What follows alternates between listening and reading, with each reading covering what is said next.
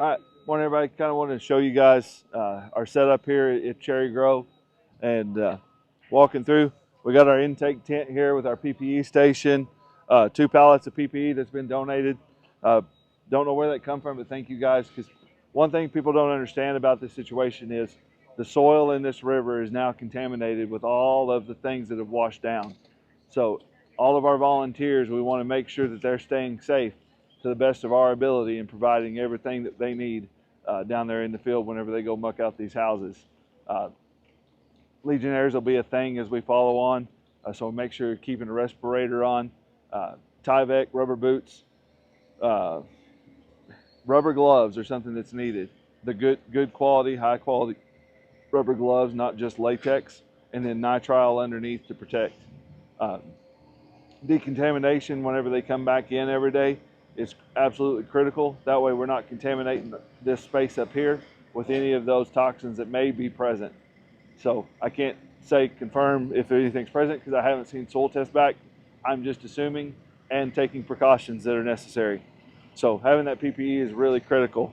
Intake here, all of this stuff is what kind of showed up from small donations over the weekend after they had church here on Sunday. These folks just dropped all this stuff off, and it's a little bit of a chaotic mess at the moment.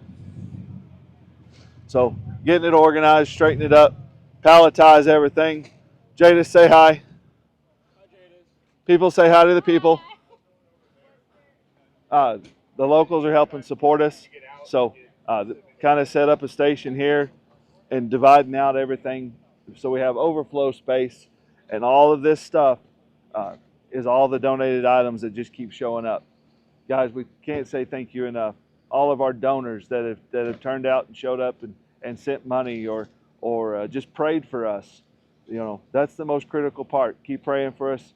We need it. The people here need the prayers, and just gonna keep walking through and show you what we got going on. All of the Amazon items that are showing up from you guys are in this Connex box.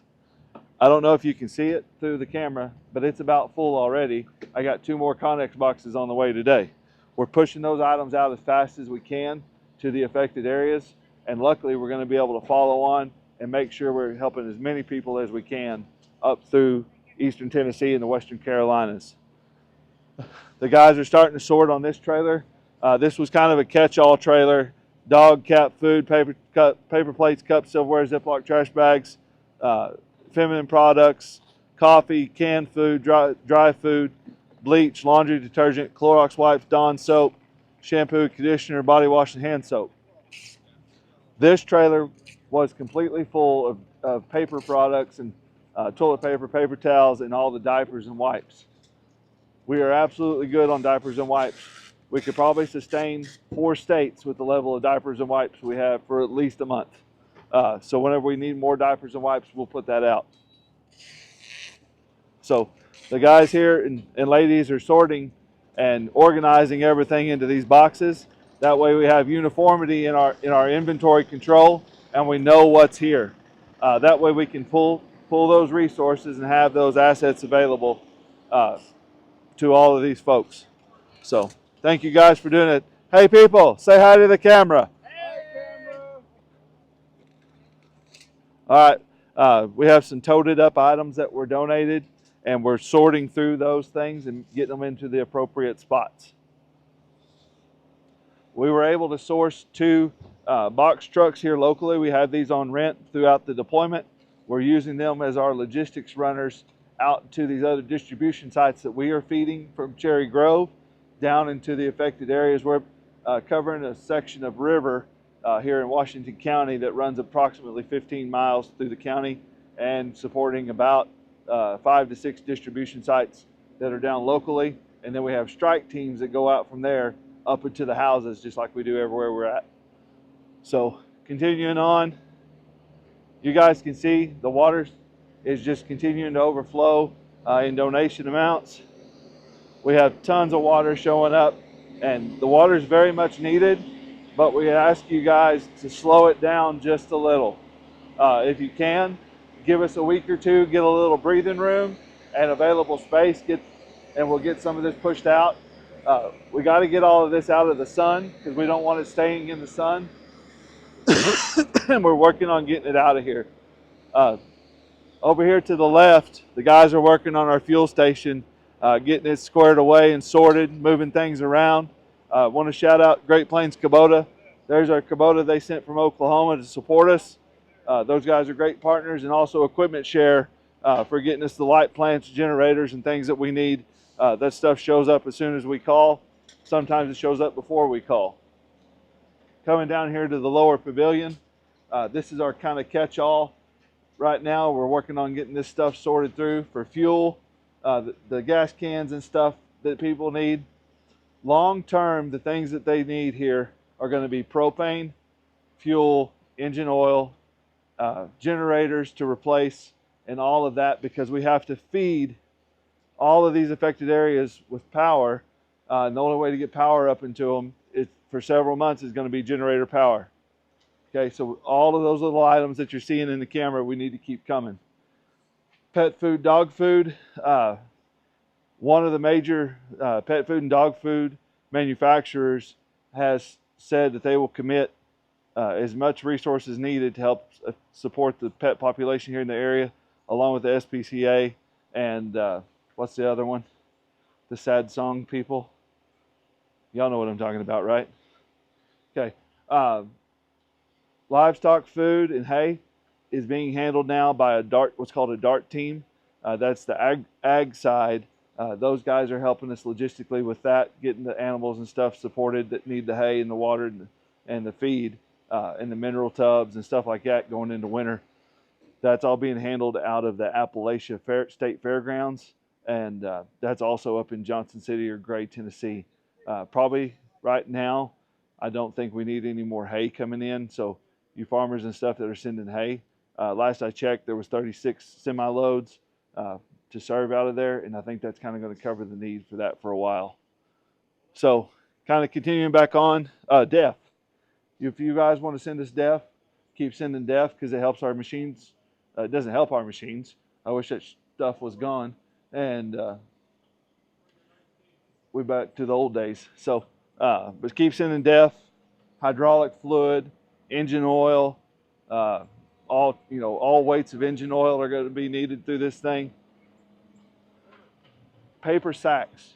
If somebody out there is a grocery sack manufacturer or has access to warehouse of grocery sacks, we need grocery sacks to sort the dry goods and do basically like care packages we can build with our volunteers and send those out a lot easier than just handing people full loads of bulk items from Sam's. It helps manage the resource better and spread it out to help more people. That way we're kind of helping control the hoarding that's going on. And that's just part of the disaster cycle. People naturally want to hold on to as much as they can because they lost everything. So that's part of what they call disaster science, mental stuff. So the people are so hurt and so affected that here, anything we can do that's within our capability and power to improve their lives, though, we're going to try and do. And as you can tell, that's what we're trying to do. I kind of wanted to talk about some of the rumors that are out there about FEMA capturing the donations. I give you my word from Grindstone. I have observed and been in communication and talked to the folks that are in power in Eastern Tennessee. I have went to the sites. I've talked to the people in charge. I have all their cell phone numbers in my phone. They are not stealing the donations. As you can tell, these distribution sites are only so big. So we have to have a warehouse to push the stuff up to and then be able to pull it back down as space and time allow. So that's where the stuff is going, at least in my observation. I do have some unconfirmed reports of other things happening with those items or limited access, but there may be more context to those stories that may not be publicly available at this time. So just watch the rumors on the internet. The people that are in those EOCs and stuff at the state and local level, those are the neighbors here. Those people lost loved ones and family members and friends, in this disaster, and they're just trying to do the best they can at a massive scale. Most people don't game plan and think about at a strategic level the scale and scope of what it takes to support a disaster like this, but it's massive. And without the locals showing up and the rednecks with the which I am one, with the side by sides and the four wheelers and the mule trains and the helicopters and the planes getting this stuff in here, it takes all of us. And these are our neighbors. These are our friends. These are our loved ones. Okay? So that's what loving your neighbor as yourself is all about. It may not be your next door neighbor. It may be 1,400 miles away from your house. Maybe 1,000 miles away from your house. Or it may be literally next door. Take care of those folks. Okay? Let's show them the love that they need, because that's what I think this country should be all about. Bring that unity together. Okay? So let's come back together. Forget all the bullshit about being divisive and all of that. Let's work together, get these people restored and everybody else that's been affected by disasters. So that's kind of in my head about Project Endure. That's kind of one of the missions. These people can go to their place in peace. Exodus 18:23. If we do what we're supposed to do, and these people will endure, we will endure. So with that, see you guys. Thank y'all. Bless y'all.